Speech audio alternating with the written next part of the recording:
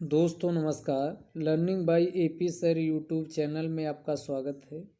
आज की शुरू करते हैं इम्पॉर्टेंट करंट अफेयर्स का डिस्कशन। तो आइए देखते हैं। पहला क्वेश्चन पूछ रहा है कि बताना है कि सही कथन, दो कथन दिए गए, उनमें से सही कथन बताना है। पहला कथन कह रहा है according to the report ministry of new and renewable energy Rajasthan ranks first in the country in solar power capacity. यहाँ सोलर पावर प्रोडक्शन की बात नहीं कर रहा, यह कर रहा कि सोलर पावर कैपेसिटी, जो सोलर पावर कैपेसिटी है उसमें राजस्थान की पहली रैंक है। ये ministry of new and renewable energy यानी नवीन व नवीकरणीय ऊर्जा मंत्रालय की रिपोर्ट में कहा गया है। तो ये बात बिल्कुल सही है। अगर विंड में पूछा जाए, पवन में सबसे ज़्यादा कैपेसिटी किस में है, तो ये तमिलनाडु, ध्यान रखिएगा। जबकि यहाँ सोलर एनर्जी का पूछ रहा है तो solar power capacity Rajasthan number 1 पे है। दूसरा, Bhumi Pednekar has been invited to participate in the climate week event to be held in New York, America की न्यूयॉर्क में क्लाइमेट वीक का आयोजन किया जा रहा है। उसमें भारत की अभिनेत्री भूमि पेडनेकर को आमंत्रित किया गया है। तो बताना है कि कौन से कथन सही हैं। तो यहाँ पर दोनों कथन सही हैं। आगे अगला क्वेश्चन देखते हैं। Pankaj Advani won his world title in Doha. तो दोहा में अभी एक आयोजन किया गया इसको क्या नाम दिया गया? Red snooker world cup. Red snooker world cup ये दोहा में हुआ है और इसमें पंकज अडवाणी ने अपना 24वां खिताब जीता है। अब बात आती है पंकज अडवाणी ने किसको हराया है, तो इन्होंने पाकिस्तान के बाबर मसीह को हराया है। ये नाम आप नोट कर लीजिएगा, पाकिस्तान के बाबर मसीह, ये अंत में है, मसीह को हराया है। और ये इस प्रकार पंकज अडवाणी ने अपना 24वां खिताब जीता है रेड स्नूकर वर्ल्ड कप में। अगला क्वेश्चन आते हैं। अगला क्वेश्चन पूछ रहा, बताना है कि कौन सही नहीं है।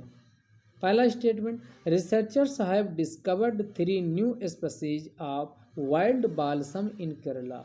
यानी केरल में हाल ही में अनुसंधानकर्ताओं के द्वारा 3 नई वाइल्ड बालसम की प्रजातियों की खोज की गई है। दूसरा बताना, e commerce platform Flipkart announces launched of artisan Mela in partnership with tribes India. यानी भारत की ट्राइब्स इंडिया के साथ मिलकर जो कारीगर मेले का आयोजन किया जाएगा वो किसका? तो ई कॉमर्स प्लेटफॉर्म फ्लिपकार्ट। यहाँ फ्लिपकार्ट नहीं है बल्कि ये किसके द्वारा अनाउंसमेंट किया गया? अमेजन के द्वारा ये अनाउंसमेंट किया गया है कि अमेजन ट्राइब्स इंडिया के साथ मिलकर साझेदारी से भारत में क्या करेगा? तो ये कारीगर मेला का आयोजन करेगा और जो जनजाति उत्पाद हैं उसको मार्केटिंग करके उनको उचित मूल्य भी प्रदान किया जाएगा। ये प्रमुख उद्देश्य है। तो यहाँ पूछा कौन सही नहीं, तो सेकंड वाला गलत है, तो इसका आंसर क्या हो जाएगा? सेकंड सही हो जाएगा। अब आप बताइए अमेजन की स्थापना व इसका हेडक्वार्टर्स कहाँ है? इसको कमेंट बॉक्स में छाप दीजिएगा। अगला क्वेश्चन पूछ रहा कि कौन सा, फिर आप यहाँ ध्यान दीजिए, पूछा कौन सही नहीं है।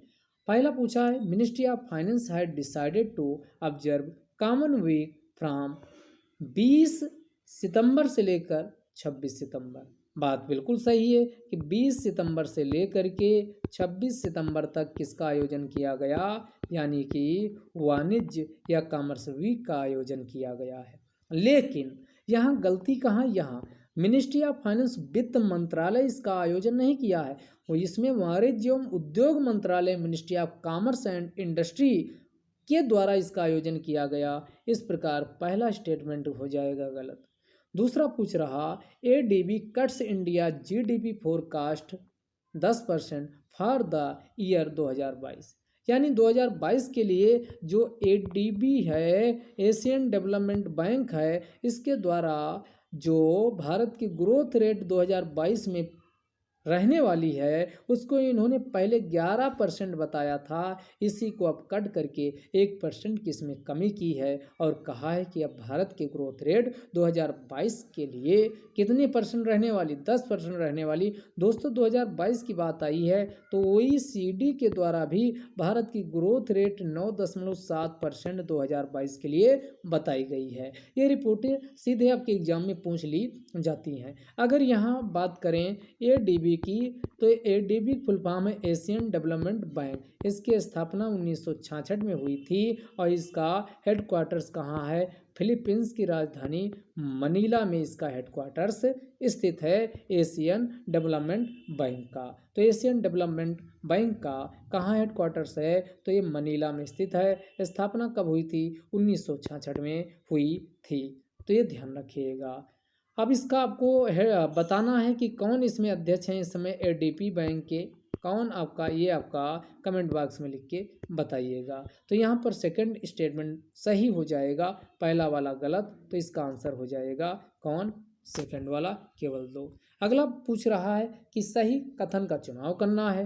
पहला स्टेटमेंट है Ronaldo became the highest paid footballer. Most important एक क्वेश्चन है, इसको इंपॉर्टेंट लिख लीजिए कि ऐसे क्वेश्चन पूछे जाते हैं जो आपके क्रिस्टियानो रोनाल्डो हैं, ये दुनिया के सबसे महंगे पेड फुटबॉलर 2021 के लिए बने हैं। बिल्कुल बात सही है। US to test thorium powered nuclear power plant, ये गलत है क्योंकि जो पावर प्लांट होते हैं उसकी किसके द्वारा?